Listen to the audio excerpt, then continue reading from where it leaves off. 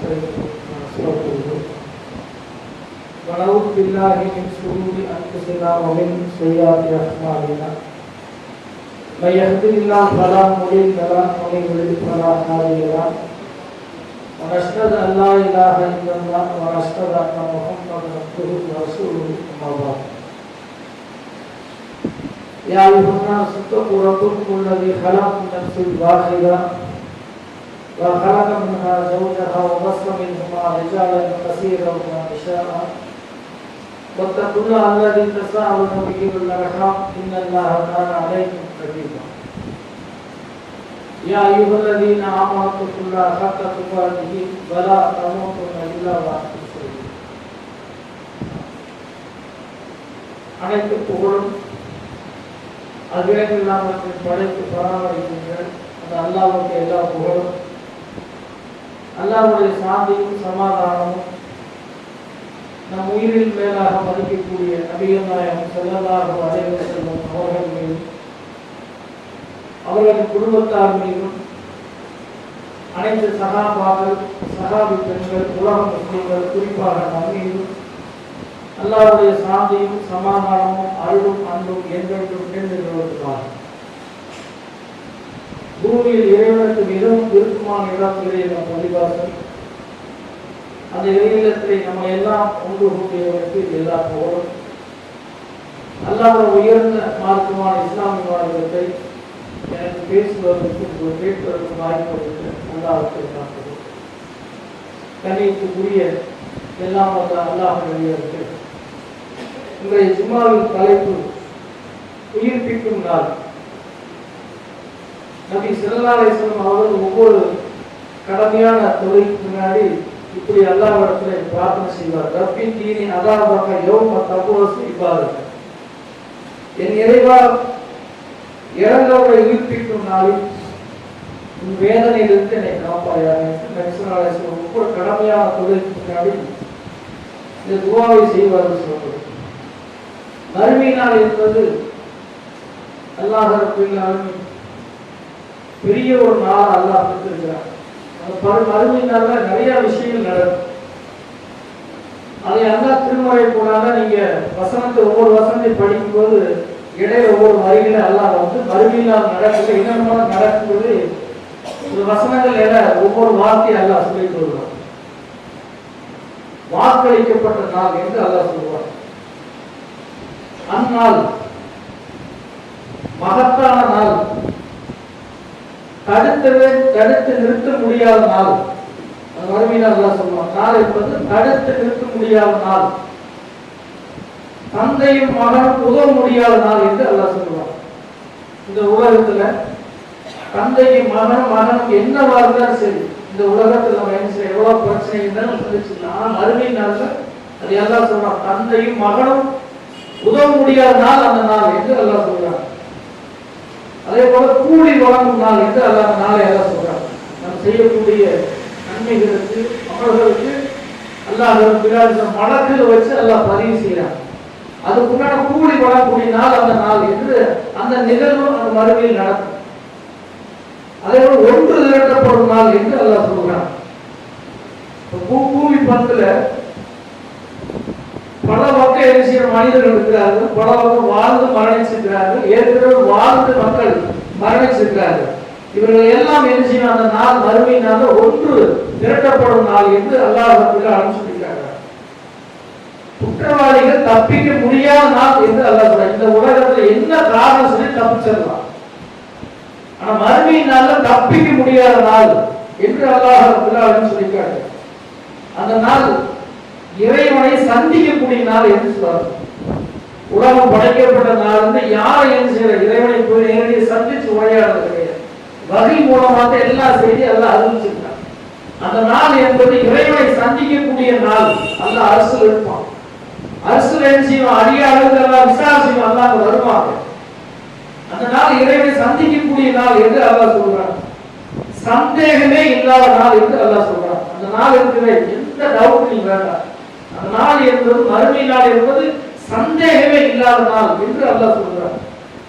கை சேதப்படும் நாள் என்று அல்லாஹ் சொல்றான். அந்த நாள் இருக்கிற அனைவரும் குற்றவாளிகள் எல்லாம் என்ன கை சேதப்படக்கூடிய நாள் என்று அல்லாஹ் சொல்றார்.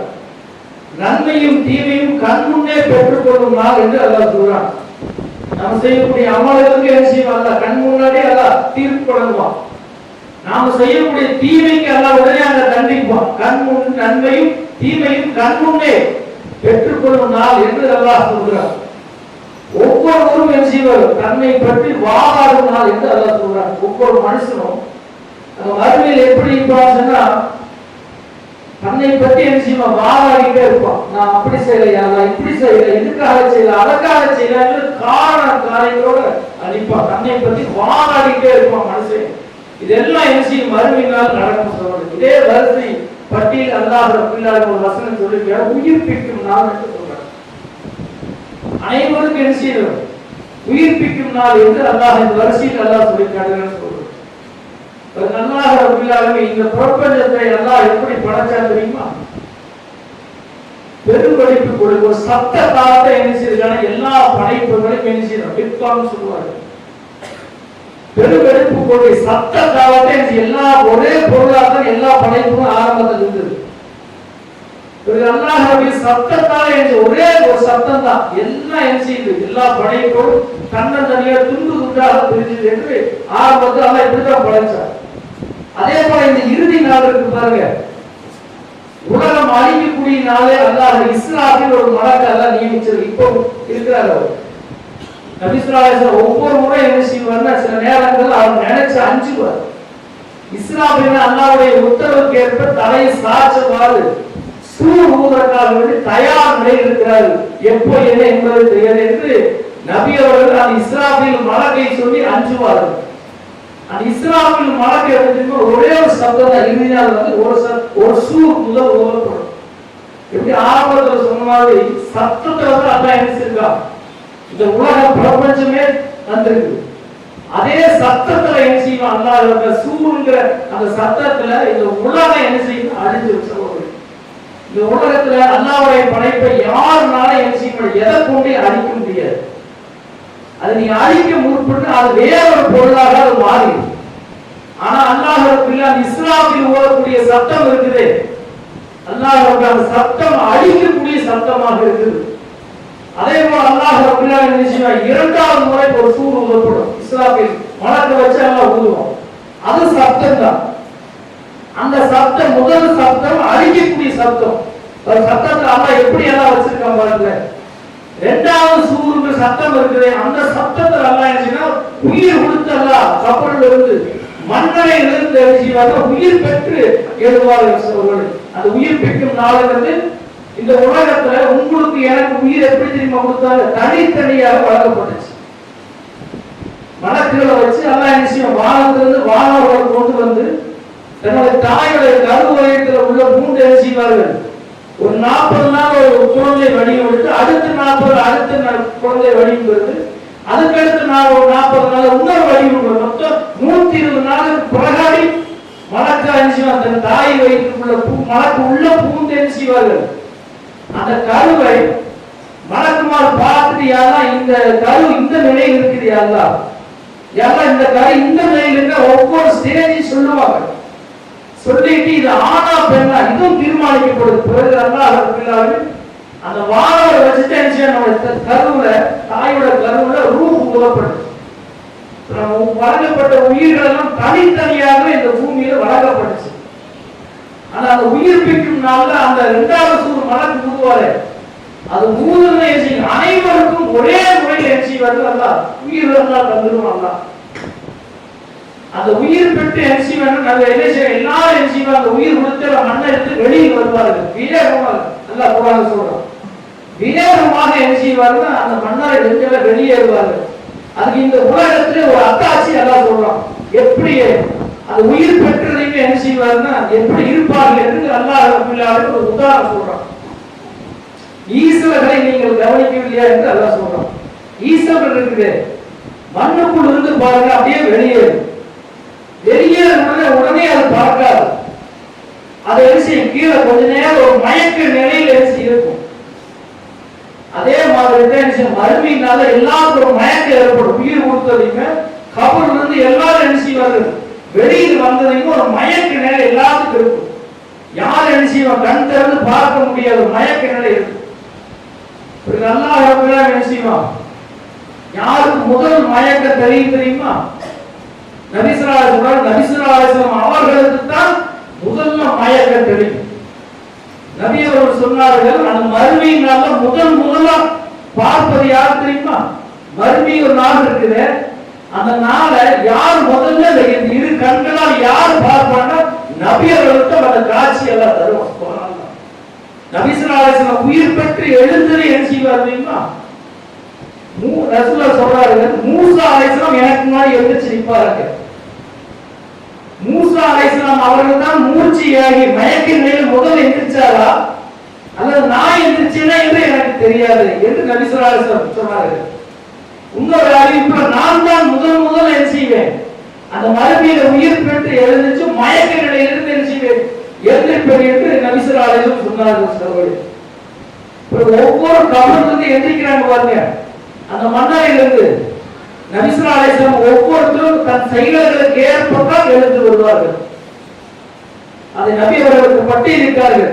யார் இந்த உலகத்துல எப்படி இருக்கிறோமோ, எப்படி நடந்துக்கிறோமோ அது போலத்தான் அந்த உயிர்ப்பிக்கும் நாள்ல மண்ணறையிலிருந்து வெளியாகி இருப்பார்கள் என்று நபி ஸல்லல்லாஹு அலைஹி வஸல்லம் சொன்னார்கள். நபி சொன்னார்கள், தீயவர்களை முதல்ல ரசூல பட்டியல் போட சொல்றார்கள். அல்லாஹ் உங்களை பாதுகாக்கணும்.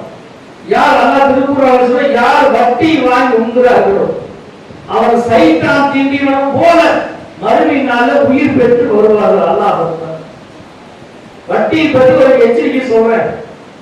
நபி ஸல்லல்லாஹு அலைஹி வஸல்லம் வட்டி என்பது எது? 3 பேர் குற்றத்தில் சமமானவர் என்று ரசூலுல்லாஹ் சொன்னார்கள். வட்டி வாங்குறதா இருந்தாலும் சரி, வட்டி கொடுக்கிறதா இருந்தாலும் சரி, அல்லது வட்டிக்கு கணக்கு சாட்சி கணக்கு எழுதுறதா சரி, இந்த 4 வட்டிக்கு கணக்கு எழுதுறவங்க வட்டிக்கு சாட்சி சொல்ற 4 பேர் குற்றத்தில் சமமானவர் என்று சொன்னார்கள். நான் வட்டிக்கு வாங்கத்தானே செஞ்சேன், கொடுக்கலையே. வட்டி நான் வாங்கவும் இல்லை கொடுக்கவும் இல்லை, கணக்கு தானே எழுதேன். வட்டிக்கு நான் சாட்சி தான் இருந்தேன். 4 பேரை வச்சுட்டு குற்றத்தில் சமமானவர். இப்பாடிதான் அல்லாஹ் என்ன செய்வான்? மறுமை நாள்ல சைத்தான் தீண்டியவர் போல மனநலம் பாதிக்கப்பட்ட அறிஞர்கள் விளக்குகிறார்கள். அவன் எப்படி தெரியுமா இருப்பான்? மனநிலை பாதிக்கப்பட்டவனாக என்ன செய்வார்? அப்படியே மறுமையில உயிர் பெற்று எழுந்துச்சு நிற்பார் என்று அல்லாஹ் சொல்றான். அதே போல நபி ஸல்லல்லாஹு அலைஹி வஸல்லம் அடுத்து யார் எழுதிப்பார்கள் அப்படின்னா, தேவைக்கு மீறி யார் யாசகம் கேட்கிறார்கள். யாசகம் வந்து கேட்கலாம், தேவைக்காக கேட்கலாம். தேவைக்கு மீறி யார் அதையே தொழிலாக வைத்து யார் யாசகம் கேட்டு நிலையில் அதே நிலையில மரணிக்கிறார்களோ அவர்கள் எப்படி எந்திரிப்பார்கள்? முகத்துல சதை இருக்காது. மனித உடம்பு எல்லாம் இருக்கும், முகத்துல சதை இல்லாமல் என்ன செய்வார்கள்? அவர் உயிர் பெற்று எழுவார்கள். இவர் எல்லாம் தனியே ஒரு சாதாரண நிற்பாரு. முகத்துல சதை இருக்காது, எலும்பு கூடாது, உடம்பெல்லாம் சதை இருக்கும். தேவைக்கு மீறி யார் யாசகம் கேட்கிறாரோ அவர்கள் மறுமையினால் இப்படித்தான் உயிர் பெற்று எழுதுவார் என்று நபி ஸல்லல்லாஹு அலைஹி வஸல்லம் சொன்னார்கள். நபி ஸல்லல்லாஹு அலைஹி வஸல்லம் யார் நிலத்தை மோசடி செய்தவர், அல்லாஹ் உங்களை என்னை அதை பாதுகாக்கணும். யார் நிலத்தை மோசடி செய்த நிலையிலே அதை தௌபா செய்யாமல் மரணித்து அந்த நிலையிலே மரணிச்சுட்டாங்கன்னா நிலத்தை சுமந்தவனாக மறுமையில் நிற்பான் அல்லாஹ். எவ்வளவு நிலத்தை யாரெல்லாம் ஒரு சென்றோ 2 சென்றோ அல்ல ஏக்கரா கணக்கை யார் அது கொள்ளை அடிச்சு வச்சிருக்கிறாங்களோ நிலத்தை மோசடி செய்யும் நிலத்தை சுமந்தவனாக அங்க நிற்கிறான். தாங்க முடியுமா? மகசூல் மைதானத்துல விசாரணை நாள் மாத்திரம் எவ்வளவு தெரியுமா சொல்றது?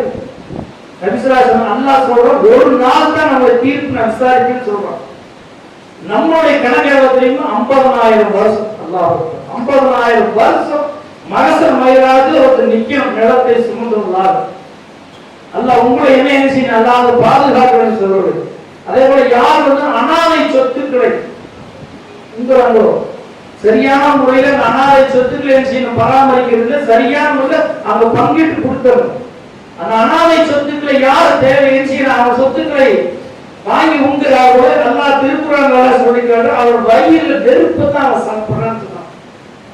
அவன் வயிறுல அவன் சாப்பிடுறத நெருப்பு தான் சாப்பிடுறான் என்று அல்லாஹ் சொல்றான். அவன் மறுமையினால எப்படி எதிர்ப்பான்னு சொன்னா நபி ஸல்லல்லாஹு அலைஹி வஸல்லம் சொல்றாங்க, வாயில நெருப்பு கங்கண மாதிரி வெளியேறும், நெருப்பு போக வெளியும், கால் வழிய நெருப்பு வெளியாகும், கண் வழிய நெருப்பு வெளியாகும், மூக்கு வழியே மூக்கு துவாரங்கள் எங்கேயும் துவாரங்கள் இருக்கிறோம்.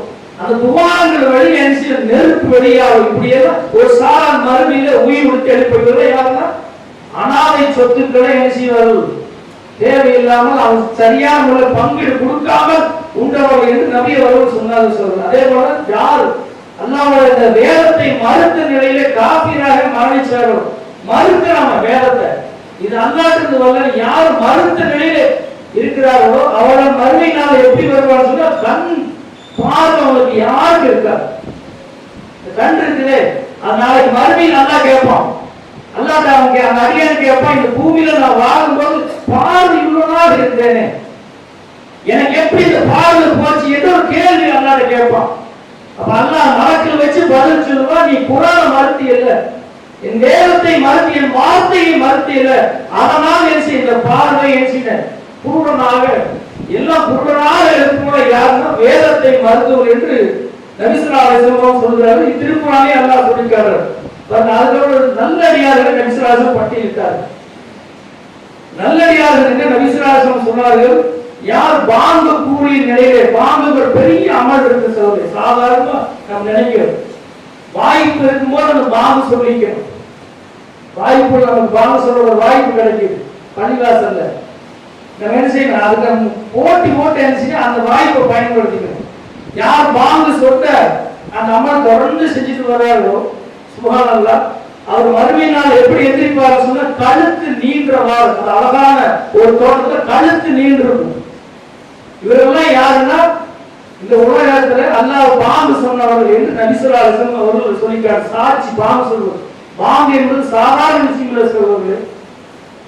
ஒவ்வொரு முறை அல்லாஹ்வை சாட்சி சொல்றோம், ஒவ்வொரு முறை நபி ஸல்லல்லாஹு அலைஹி வஸல்லம் இறை தூதர் தான் என்று சாட்சி சொல்றோம். ஒரு அறிஞர் சொல்கிறார், உலகத்துல ஒட்டுமொத்த மனிதனுடைய கணக்கு போறார், மனிதனுடைய கணக்கு ஏன் மனிதனுடைய கணக்குல முன்பின் வரும். உலகத்துல 45 லட்சம் பள்ளிவாசல் உலகத்தில் இருக்கு. 45 லட்சம் பள்ளிவாசல் என்று உலகத்தில் இருக்கு ஒரு கணக்கை சொல்றாரு. பாங்கு சொல்றவர்கள் ஒவ்வொரு முறை என்ன செய்யறாங்க, அதிகமா யாருடைய பெயர், மனிதனுடைய பெயர் உச்சரிக்கப்படுது என்றால் நபி ஸல்லல்லாஹு அலைஹி வஸல்லம் பெயர் தான் உச்சரிப்பு. ஒரு நாள் ஒரு நேரத்தில் பாங்குக்கு 2 முறை முஹம்மது ரசூலுல்லாஹ் என்று சாட்சி சொல்லப்படுது. ஒவ்வொரு பள்ளியும் 5 நேரத்துல 10 முறை பாங்கு சொல்லப்படுது, முஹம்மது ரசூலுல்லாஹ் என்று சொல்லப்படுது. அப்ப 45 லட்சம் பள்ளிவாசல் எத்தனை முறை நபி ஸல்லல்லாஹு அலைஹி வஸல்லம் பெயர் உச்சரிக்கப்படும் என்று சொல்றார். அதை ஆய்வு செய்கிறார்கள். அல்லாஹ்வுடைய வார்த்தை அஷ்ஹது அல்லா இலாஹா இல்லல்லாஹ், வணக்கத்துக்குரிய அல்லாஹ் இருக்கிறவர் யாரும் என்று சாட்சி சொல்லுது. அந்த சாட்சியை அதுக்கு அல்லாஹ் அவ்வளவு கண்ணியத்தை அல்லாஹ் தரான். மறுபடியும் ஏன் அந்த கண்ணியத்தை தரான்னா சாட்சி சொல்ற ஒவ்வொரு நேரம் வந்து சாட்சி சொல்ற அல்லாஹ் இறைவன் சாட்சி சொல்றது வாங்குற நபி ஸல்லல்லாஹு அலைஹி வஸல்லம் இறை தூதர் என்று சாட்சி சொல்லப்படுறார். அதுக்காக அல்லாஹ் ரப்பில்லா உயிர் பெற்று நன்மை வேற, நன்மை என்பது வேற. ஆனா உயிர் கொடுத்து எழுப்பப்படும் போது கண்ணியமான முறையில் அல்லாஹ் ரப்பில்லா கழுத்து நீண்டவாறு எழுப்படுவார் என்று நபி அவர்கள் சொன்னார்கள்.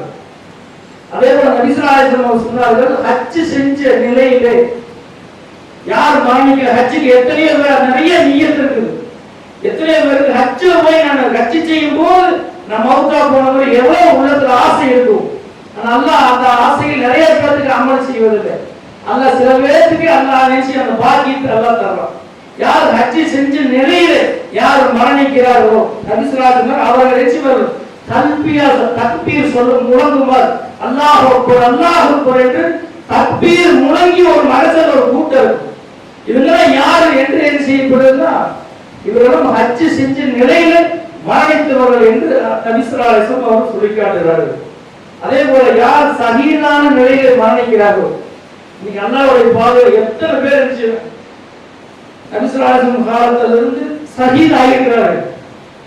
அந்த ஷஹீத் யாரெல்லாம் மரணிக்கிறாரோ அவரை எப்படி எதிர்ப்பாங்க, ஷஹீதுன்னா உடல்ல காயங்கள் ஏற்பட்டு ரத்த வாடைகளை எரிச்சிப்பார்கள். அவர்கள் அப்படியே குளிப்பாட்ட முறையில அடக்கம் செஞ்சிருப்பார்கள். நபி ஸல்லல்லாஹு அலைஹி வஸல்லம் அவங்க சொல்கிறார்கள், யார் ஷஹீத் மரணிக்கலாம் அவர் எப்படி உயிர் பெற்று எழுதுவாருன்னா அந்த ரத்த வாடை இருக்கு, ரத்த வாடை அங்க வராது, ரத்தத்தோட தான் எந்திரிப்பாரு. ஆனா ரத்தத்துடைய ரத்தத்துக்கு ஸ்மெல் இருக்குல்ல அந்த ஸ்மெல் வராது. நபி ஸல்லல்லாஹு அலைஹி வஸல்லம் கஸ்தூரி மனம் அடிக்குமா, அவங்க ரத்தம் எப்படி இருக்குமா, கஸ்தூரி மனம் அடிக்கும் என்று நபி ஸல்லல்லாஹு அலைஹி வஸல்லம் அவங்க சொல்லி காட்டுகிறார்கள். அல்லாஹ் நபி ஸல்லல்லாஹு அலைஹி வஸல்லம் சொல்றார்கள், ஒவ்வொருத்தரும் நம்ம என்ன செய்யணும், இந்த சும்மா அதுக்கு நான் பயன்படுத்துறேன், நம்மளே அந்த உயிர் பெற்றக்கூடிய அந்த நாள் நம்ம எப்படி எந்திரிக்கணும் நியத்து வச்சுக்கணும். ஆரம்பத்தை சொன்ன தீயவள பட்டியலிருந்து அல்லாஹ் உங்களை பாதுகாக்கணும்.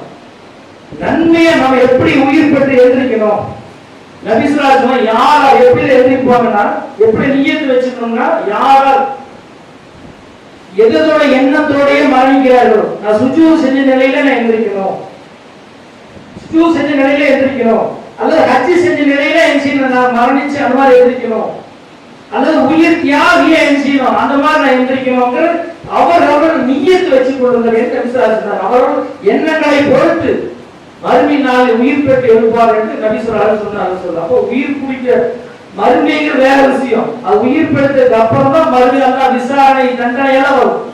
உயிர் கொடுத்து எடுக்கக்கூடிய நேரத்தில் என்ன செய்யணும், நல்லடியார்கள் கூட்டத்தில் என்ன செய்யணும், நம்ம எந்திரிக்க செய்யணும். அக்க நபி ஸல்லல்லாஹு அலைஹி வஸல்லம் அந்த அதாபிலிருந்து உயிர் பெறக்கூடிய அந்த அதாபிலிருந்து என்ன செய்யணும், அல்லாஹ் உங்களை என்ன செய்யணும் பாதுகாக்கிறது. நல்லடியார் கூட்டத்தில் அல்லாஹ் உங்களை என்ன செய்யணும், நல்லடியார் கூட்டத்தில் அல்லாஹ் உயிர் பெற்று நல்லடியார் கூட்டத்தில் வாழ செய்வான் கேட்கும் என் முதல் உரை பேசுகிறேன்.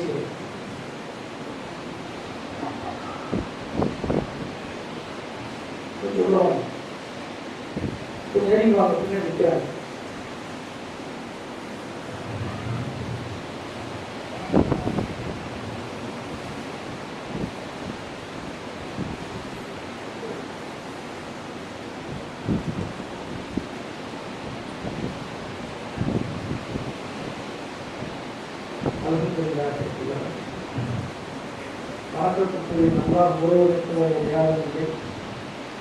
ஆட்சியறியா அவனுக்கு உரியது, புகழும் அவனுக்கு ஏதோ அனைத்து பொருட்களும் ஆற்றல் கணிதத்துக்குரிய எல்லாம் அல்லாஹ் காசாவோட மக்களுக்காக வேண்டி அதிகமாக நம்ம பிரார்த்தனை செய்யணும். ஏன்னா காசாவோட மக்கள் இப்ப என்ன நிலையில் இருக்காரு என்பது நான் உங்களுக்கு சொல்லி புரிய வைக்க வேண்டியது இல்லை. எல்லாரும் எந்த செல்போன் வழியா அந்த மக்கள் இப்ப என்ன நிலையில் இருக்காரு பார்த்துட்டே வரும். கிட்டத்தட்ட 2 வருஷமா இருக்கும். சுமார் முஸ்லிம்கள் 65,000 பேர் அநியாயமாக படுகொலை செய்யப்பட்டிருக்கிறார்கள். குழந்தைகள், பெண்கள் புதைக்கிற கூட சில இடம் இல்லாம ஒரு சூழ்நிலை.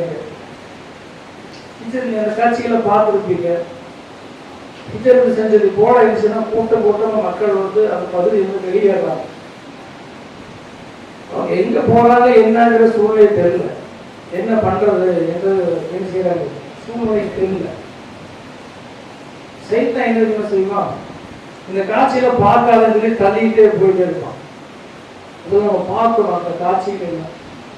அப்பதான் நம்மளை அல்லாஹ் எவ்வளவு உயர்த்த வச்சிருக்கான்னு நமக்கு தெரியும். சொல்வது ஒரு உதாரணம் சொல்றேன், அந்த மக்களுக்கு வேண்டி துவா செய்யறதுக்கு ஒரு உதாரணம் சொல்றேன். எவ்வளவு முக்கியத்துவம் வாய்ந்ததுக்கு உதாரணம் சொல்றாங்க. இப்போ நம்ம காலத்தில் நபி ஸல்லல்லாஹு அலைஹி வஸல்லம் உயிரோடு இருந்திருந்தார், இருக்கிறாருன்னு வச்சுக்கலேன், சஹாபாக்களோடு இருக்கிறாங்க. அந்த மக்கள் அப்படியே விட்டுருப்பாங்களா?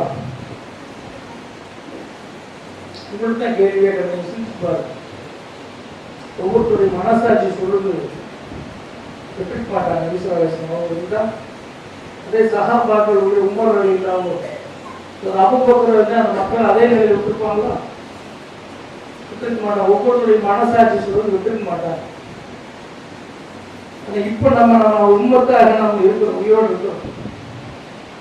ஒரு முஸ்லீம் பாதிக்கப்பட்ட நம்மளால என்ன முடியுமோ அந்த உதவி என்ன செய்யணும், நம்ம செய்யணும். சொல்றது அந்த மக்களுக்கு நம்ம வந்து பொருளாதார உதவி செய்ய முடியாது, மருத்துவ உதவி செய்ய முடியாது, இல்லை தங்கறதுக்கு ஏதாவது இட வசதி செஞ்சு எது முடியாது நம்ம.